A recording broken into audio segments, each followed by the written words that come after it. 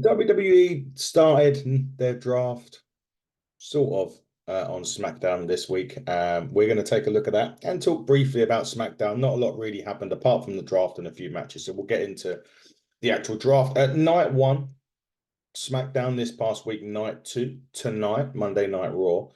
Let's hope for a better one because this Friday's draft was absolutely crap. And I think we should have, when the commentator, I think it was Corey Graves said, it's sometimes more important to protect the people that are already on the brand rather than get new ones in. That kind of set the tone for a real disappointing start to the draft. You just let us know what you think below in the comments as well. We'll go through round by round. Round one of the draft, SmackDown reselected Bianca Belair. Bianca's been one of the top women's performers in the WWE this year. Does it make sense? Kinda. It's kind of these things where a lot of them are also partnered with other people. So Bianca Belair's going out with Montez Ford. So you're kind of expecting the Street Profits to stay on SmackDown. For that matter, there's a case in point and a couple of other names here. But Bianca Belair has certainly, transcended the women's division in the WWE, has done a great job. Staying on SmackDown, does it make sense? I suppose with that one, only time will tell. But as Corey Graves said, it's all about protecting the people that you've already got. Which brings me to the next point. Raw re-signed Jey Uso as the first pick. Now, it started intriguing because at this time, the Bloodline hadn't been drafted. Now, would it have been interesting to move Jey back to SmackDown? Because obviously the storyline was he had left the WWE. Cody brought him back to Raw because obviously his brother turned on him at SummerSlam and whatnot. So moving Jey to SmackDown, would it have made sense? I would have potentially said yes at this time. But as I say, the Bloodline hadn't necessarily been drafted at this point in the show. Jey Uso's been one of the top stars on Raw. With Roman Reigns, and actually segueing slightly here, because I just forgot to tell you, Roman Reigns at the start of SmackDown excluded himself from the draft. Didn't know you could do that either. But he did. He excluded himself from the draft, so he is not participating, which I don't know whether that means he's on SmackDown. I don't know whether that means that he's technically a free agent and can go anywhere. I'm not quite sure the actual ramifications of Roman Reigns becoming ineligible for the draft, whether that means he stays or swaps between the two.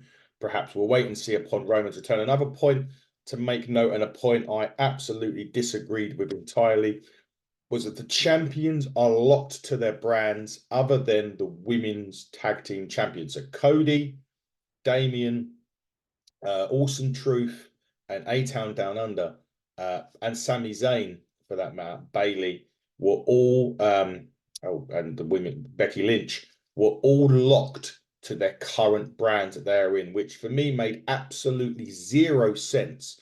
Why would you do that? The most important bit of the draft I always find is where the champion's going. So now you've taken that excitement away by saying, well, they're just locked to the shows. I don't get it.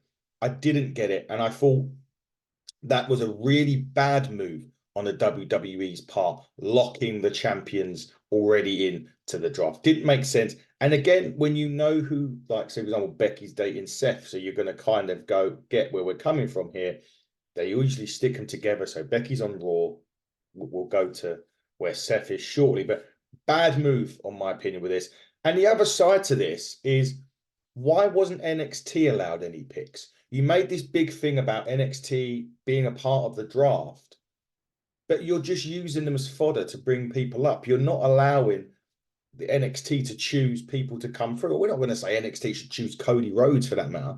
But if you look at the WWE roster and you look at people that are not being used or they're doing nothing, and you could think, well, actually, that would be really good for them just to go down towards NXT for a few months, or even a few months, 6 months, or even a year, just to get a bit more exposure, get them the ring time, to get them to help build that next talent for the future.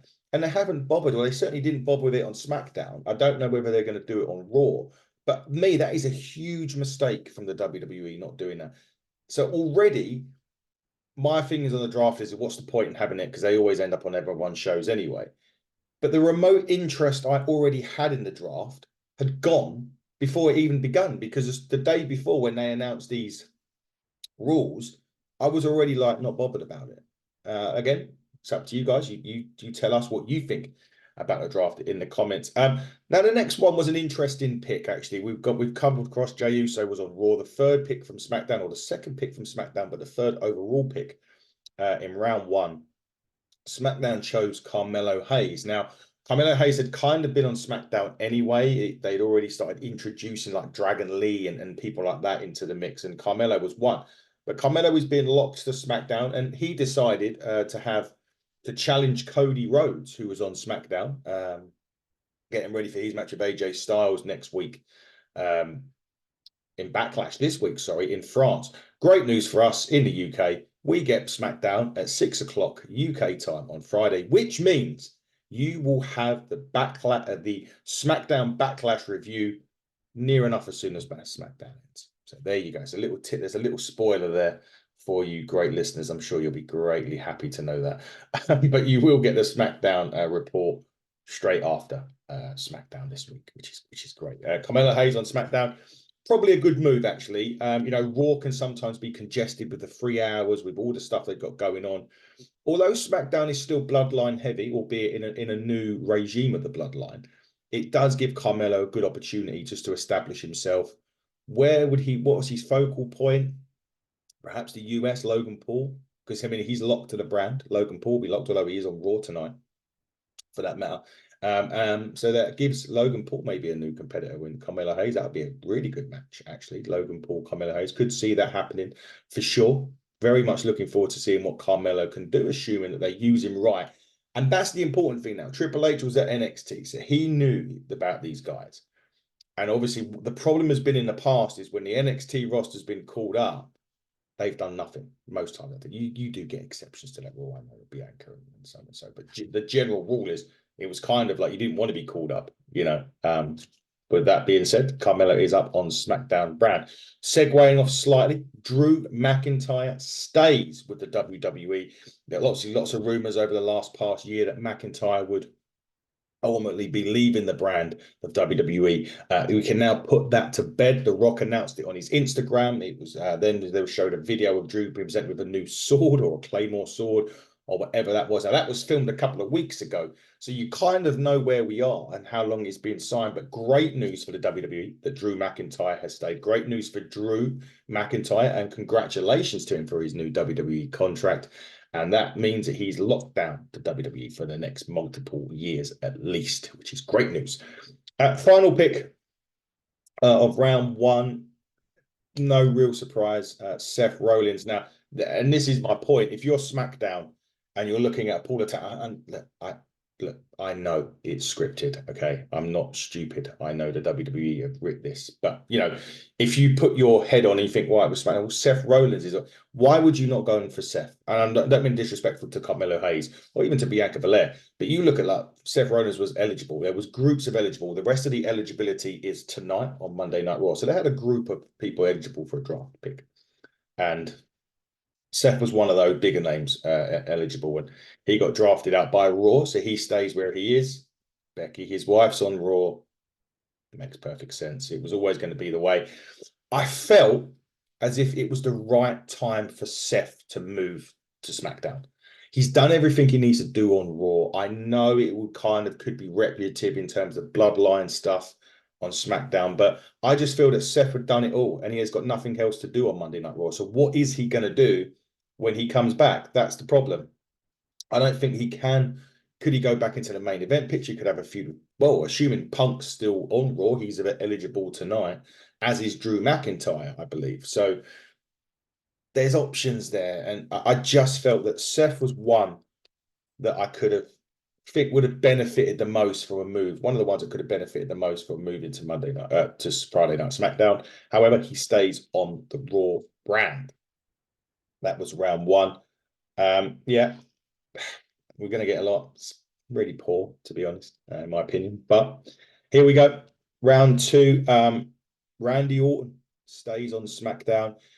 He's been out a long time, obviously 18 months. He's just come back into it, getting his feet back, dipping his feet back into the pool, so to speak. Yeah, it's probably about right, Randy on SmackDown. I think on the next draft, whenever they do it, if they do it, I don't know. After this one, they might not bother. But Randy will be moving to Raw, I would have thought, in a draft in the future. But Randy's still early doors after 18 months out. He only returned at the back end of last year at Survivor Series. So there's plenty of stuff for Randy to do on SmackDown as it is. He is already involved in the Bloodline feud with the new Bloodline 2.0 right now. So plenty for Randy to do on SmackDown. Probably a heel turn in the works at a later date, I would imagine. But so far, Randy Orton is staying on SmackDown, and that's probably about right. Raw, on the other hand, chose Braun Breaker. Now, interesting pick, Braun Breaker. He has been a monster down in NXT. He has done everything that you could imagine. I think he's won the title on multiple occasions. He had a brief stint on SmackDown. He was on SmackDown for about 10 seconds this week when he obliterated an opponent. Had been on Raw as well briefly. So he had done a lot there, did Braun Breaker. On to Monday Night Raw. It's a big pond, Raw. And I don't know with this one. I'm hoping that they do it right with him. He could have been the one that dislodged Gunter, to be quite honest with you, to really giving him that kick, that start where you would imagine him to be. I can imagine him for a few weeks on Raw squashing local talent, building him up that way, and then bang, he'll get put into a feud at some point. But yeah, I was a bit confused that there was a pick that happened, supplemental pick that happened after SmackDown had finished, and it was a shame because it could have worked quite well, and we'll get into that in a minute. But Braun Breaker on Raw, jury's out. Really, the jury's out. I think we'll wait and see. I'm hoping with Braun Breaker they do something with him because he's a great talent, great ability. He is a main event star waiting to happen. So we will see what happens with Mr. Breaker on Raw. Finally, there was a move on SmackDown that changed the face a little bit. SmackDown decided to pick a Raw star. I mean, this is a draft. At the end of the day, you can pick people from the other brand, and SmackDown chose Nia Jax.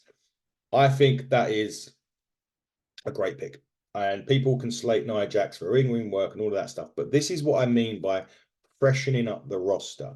It doesn't necessarily mean calling people up. It means getting people onto a new brand. Nia Jax on the SmackDown brand, I think, will work perfectly. There's a lot going on that brand at the moment, and currently is still. I mean, Jade Cargill is still there, obviously eligible today. Have a feeling that she may be on her way to Monday Night Raw, to be fair, and that could be the replacement for Nia Jax placement for Jade Cargill, Nia Jax. But nevertheless, Nia Jax on SmackDown makes the world of sense, and that could be a really, really good move that the WWE have done in this draft. One of only few at the minute. Nevertheless, we will wait and see what happens to Nia Jax. But I personally feel that is a good move for both the SmackDown and for WWE to freshen up the SmackDown women's roster a little bit. So I think it's a little bit thin. So that's a good move. Raw re-signed Liv Morgan. I think storyline purposes wise makes a ton of sense. She's doing this Liv Morgan revenge tour. She has injured champions along the way. She had just lost the Battle Royal to Becky Lynch. So I'm assuming the reason why she's staying on Raw is because Becky's on Raw and they can continue that feud on a bit longer. Liv obviously had her injury and her issues last year as well. She's not long been back. I think Rumble was Liv Morgan's return. So Liv's got a lot of stuff to be getting on with on Raw. So I think that one, as much as I'm not enjoying the fact that they're selecting the same people, that one makes sense from a storyline perspective. And I'm really keen to see if Liv Morgan gets an injury-free run where she can take this Liv Morgan revenge tour, and will it lead to another women's championship? We will find out. That was round 2 of the draft. Now we move on to round 3. SmackDown chose LA Knight. Yeah, I don't know with this one. Like I think WWE dropped the big time ball with LA Knight. I'm not saying he should have beaten Roman by any stretch of the imagination, but while he was hot, he should have won a championship. He didn't. And that really, I think, derailed momentum. Losing to Roman, I don't think derailed it, but they don't. What they could have done was having lost to Roman and win the US title the next time they were out there. Would have made perfect sense to him to do that. Instead, they put him in a feud with AJ Styles, which didn't really, no, not really give a shit about it, let's be honest. And I think with LA Knight, the move to Raw might have actually done in the world of good. You know, as we already said, though, Raw is a 3-hour show. There's a lot going on. You could get lost in the shuffle on Monday Night Raw. Nevertheless, sometimes a change that freshens up the branding a little bit may have worked better if they'd done it with LA Knight onto Raw. Again, let us know what you think. But LA Knight stays on SmackDown. What does the future hold? Well, the good news is obviously SmackDown now has a permanent champion. It's not a part-time champion like Roman now. Cody Rhodes will defend the title quite a lot, I would imagine, in his run, however long that may be. So I'll be interested with this to see where LA Knight goes and how, well, if he gets any form of title, if he gets that momentum back on track, which has really, boom, dropped off the edge of a cliff since SummerSlam, in my opinion. But LA Knight, SmackDown stays. Another one staying on their brand is Ricochet. Ricochet is the new WWE Speed champion, by the way. If you don't watch WWE Speed, it is live on X every week. 3-minute matches. They had a tournament. Ricochet won it. I can't remember who he beat in the final, but it was a good match, actually. So good that I can't remember. It might have been JD McDonough or something along those lines. Yeah, really good match on that with Speed. Ricochet on Raw, I don't know. I see, this is where I would have said, you know, when I was talking about NXT getting picks earlier, that would have been one of my picks to go to NXT. But again, knowing that Ricochet is dating Samantha Irvin, who does the ring announcing on Raw, keeping them together makes a lot of sense, unfortunately. But I would say not unfortunately, because you do have to take in consideration these guys travel around the country week in, week out. I mean, you know, they're going to France as well. And, you know, to be away from your loved one longer than necessary. So I do get it. I just think that Ricochet could have done with a move, but I would have personally put Ricochet back down in NXT to have some really kick-ass feuds down there. And I think it would have suited him as well. And he wouldn't have to travel too far. He's only going to Florida, where that is every week, where the NXT is. I know that they branch out for their pay-per-views, but they don't quite branch out into new places for the shows yet. So in my view, that would have worked a lot better for that. But Ricochet is on Raw. Now, the next pick for SmackDown was another stay, and it was the Bloodline. The Bloodline consisting of Paul Heyman, Solo Sikoa, and Tama Tonga. For now, they are on SmackDown. It does, mate. It would have been interesting had Jay had been drafted or they had been drafted to Raw. Jimmy Uso is out with an injury at this time as well, so we don't know how long Jimmy's going to be out for. We'll have to wait and see on that. But Bloodline is in quite already in heavily. There's a lot of storyline elements to the Bloodline. There's the feud with Kevin Owens, which kicked up a notch this week. Randy Orton helped him.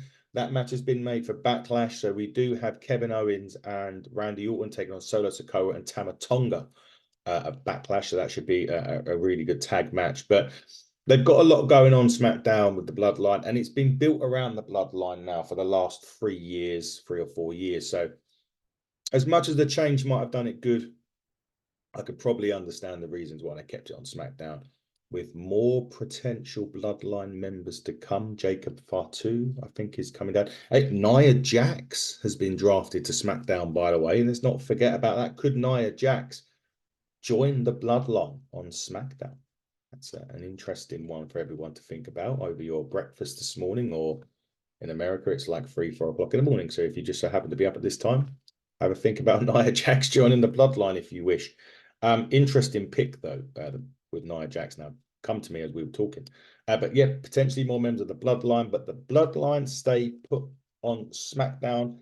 Monday Night Raw re-signed Sheamus to the brand. Sheamus literally just come back from injury. He's seemingly in a feud with Drew McIntyre, who is currently sidelined with an injury. So we may not see McIntyre on our screens. I don't know, actually, if we're going to see him. But when I'm back, I'm thinking that they're going to go against each other very soon. Sheamus literally say just come back from a very serious injury. He was on, he's on SmackDown, wasn't he, for quite a long period. So yeah, the move to Raw not the move to Raw, but the return on Raw and sticking on Raw makes sense. There's got a few matches you can have on there with some of the roster members they've already got. So yeah, that one, I don't have any qualms with that. Sheamus on Raw. Let's hope he gets back to his brilliant best soon and can kickstart a feud with potentially Drew McIntyre. So far, I mean, at the moment, you're going to go Braun Breaker and Sheamus could be interesting.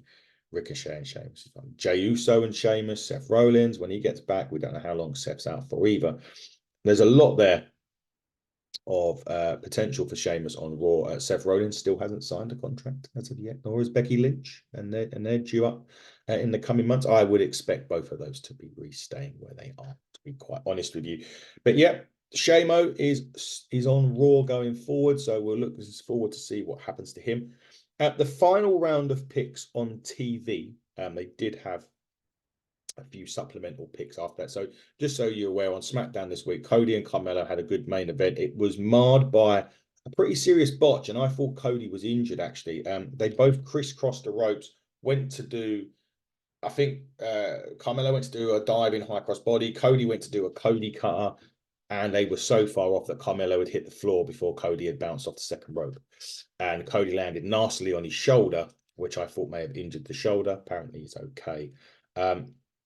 Nia Jax got involved in the women's match between Naomi and Tiffany Stratton and took out the women's champion, Bayley. So she's already targeting people. But however, Nick Aldis did make the triple threat match for Backlash. Tiffany Stratton versus Naomi versus Bayley for the women's championship will be airing this weekend at Backlash. But Nia Jax making her presence felt on SmackDown. The only other point of note on SmackDown was Carlito being revealed as the Dragon Lee attacker. So if you remember before WrestleMania, Dragon Lee got taken out, what we all assumed by the LWO, but LWO played the footage and it turned out to be Carlito. I'm guessing at this point that the story behind it was Carlito was feeling left out, thinking that if he attacked Dragon Lee, took him out of the game, Rey Mysterio would choose him to be the partner, when instead he chose Andrade. So Carlito revealed to be the attacker. Does he join the LWO now? I don't know what happens. Or is the Liga del Fantasma, sorry. Now we'll find out, I suppose, as we roll forward. But that pretty much was SmackDown. Not a lot going on other than the draft, to be quite honest with you. Which go back to the final round of picks on TV, anyway, at least. AJ Styles stays on SmackDown. I don't know about that. I'm not sure. I'm not sure if he could have gone to. I'm not sure if he could have done anything on Raw. I mean, he is obviously he's got Cody Rhodes at Backlash, which would have been interesting had AJ Styles been drafted and he were to beat Cody Rhodes. We know that's probably not. But yeah, then he would have had the World Championship on Raw. So it probably makes sense for him to stay there. Do they do a little? Generally, with Cody's feuds, they do sort of trilogy matches, so like 3 kind of matches. So will he get 2 or 3 matches out of AJ Styles and Cody Rhodes? You probably will do it. It'll probably be really good. Cody has never fought AJ Styles in major wrestling promotions, independents maybe, but not major wrestling promotions. So I would like to see a few of those happening for sure. Following that, the American Alpha, Chad Gable, Otis, Maxine Dupree are staying on Raw. Chad Gable, what recently turned heel, berated Otis. And Tozawa. Sorry, I forgot Tozawa, but berated the 3, Otis, Maxine, and Tozawa. So I'm not sure whether he's going to be splitting from them in the future, or whether they will end up following suit and doing a full-fledged heel turn. To be quite honest, I would have liked Chad Gable on SmackDown. I think his talents would have been better utilized on there. Not sure about the other 3. But right now, again, because of the storyline situation, he's going after Sami Zayn. He had lost to Sami Zayn. He attacked Sami Zayn after Raw, went after Raw last week. So it did make sense. I just think I would have preferred Chad Gable at least to go to SmackDown and have the other 2, the other 3 maybe leaving on Raw. But we'll find out if they follow suit, if they really want to join Chad Gable on this new attitude of Chad Gable, or whether Chad Gable's going to go it alone. I personally would prefer the second option, Chad going alone as a heel. But nevertheless, Alpha Academy on Raw. Now, one pick that again makes sense in the grander scheme of things, storyline sense, relationship sense. But SmackDown has technically pinched Andrade El Idolo from Raw. Andrade returned at the Royal Rumble, went onto the Raw brand briefly. He is now on the blue brand going forward. We already said the storyline, the LWO, Liga del Fantasma, Carlito attacking Dragon Lee, Ray bringing Andrade in instead of maybe using Carlito in the match at WrestleMania. There you go. There's your storyline already in. But you could argue, could Andrade be doing the whole 180 and actually join a Liga del Fantasma in the end? Who knows? There is obviously Charlotte Flair out with injury at the moment, but she is currently on the SmackDown brand. I don't think she's eligible for the draft. So you would imagine that Charlotte Flair would settle straight back in on SmackDown, where her husband is right now. But Andrade, SmackDown, probably works actually. He was never used right in the first place in WWE. He was never really used in AEW. So he's back on WWE TV. Only time will tell if he will be used properly this time around in the WWE. We'll have to wait and see. Probably the most surprising pick of the draw next. Kiana James from NXT went to Raw. That was the final pick of the night on television. Anyway, Kiana James heading off to NXT. They've done a great little setup, by the way. They had the NXT people, I think it was at the Performance Center or where they do their tapings or wherever they are doing their tapings or Full Sail or wherever it is. And they had the whole arena. People was in the arena. They had all the wrestlers waiting to see if they're going to be picked. And the only one that was properly picked that's currently in the NXT brand full-time at the moment was Kiana James. She's going out to Raw. She plays like this, shall we say, sultry office worker with an attitude, kind of businesswoman, entrepreneur character. We'll see. I don't really know much more than that, but Kiana James on Raw. Just a reminder, these rosters all lock in after Backlash this week. So we kind of discussed that last week on the show, that we believe that the rosters would lock after Backlash, and that is correct. Now, supplemental draft did happen after SmackDown. Baron Corbin is back on the blue brand. He was chosen for SmackDown. He has had a career renaissance down in NXT. A little bit of a shame that he didn't actually partner with Braun Breaker, who was his tag team partner. They're the tag team champions on NXT right now. So a bit of a shame that he didn't keep those two together. But Baron Corbin back on the blue brand. We'll look forward to seeing what he does.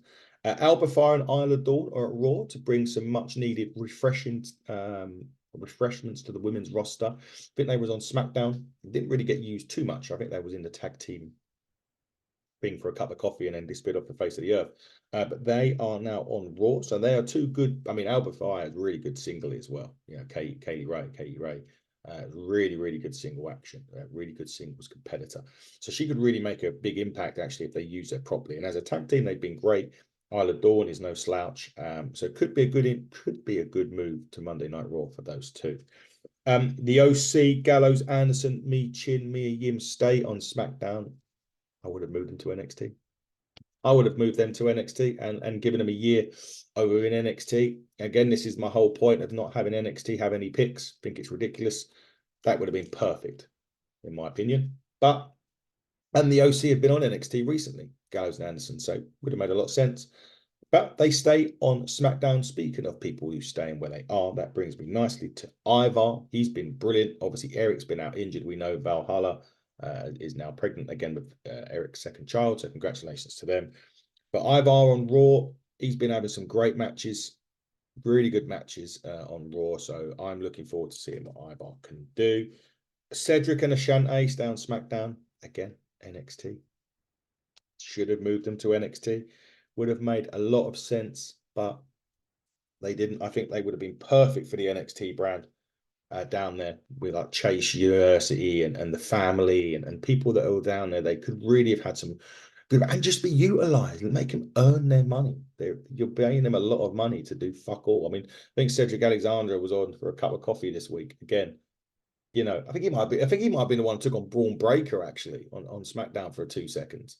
You know, he's better than that. And Ashante's good as well. You've not had a chance to really see Ashante. And here's the thing, like, You're seeing more of BFAB now with Bobby Lashley. In TNA, you're seeing AJ Francis has just totally changed my perception of him since he's been there. Because he's been given time on the mic, he's been given time in the ring, and you're seeing the change. Ashante is also very good, and we're not seeing it. And that's why I think NXT would have been the right move for them. The final two were staying at Raw. It was Shayna Baszler, Zoe Stark. I think Zoe should have gone to SmackDown. I think Zoe, I know Shayna's been on SmackDown before. Shayna stayed on Raw, will be fine. Zoe Stark probably would have been better moving to SmackDown, but nevertheless, they gets picked on Raw, and that was the full night one draft. If you want to call it a draft, you can. Big points for this week. I'd like to see Bronson Reed go to SmackDown. I think that would be a great opportunity for him to, really get, Cody Rhodes is champion there, the world champion. You've got, obviously US champion will eventually change from Logan Paul. There's more opportunities, I think, for Bronson Reed to go on SmackDown than there was on Raw. But we'll find out on Raw tonight. The draft night 2 continues. Hopefully, it'll be a lot better than night 1. I'd like to see superstars actually swapping brands and staying on the ones that they are. But so far, really underwhelming. But we'll be back to review night 2 of the draft, and that'll be hit on your screens on Wednesday night. Until then, though, everybody, take care. All the best. Goodbye.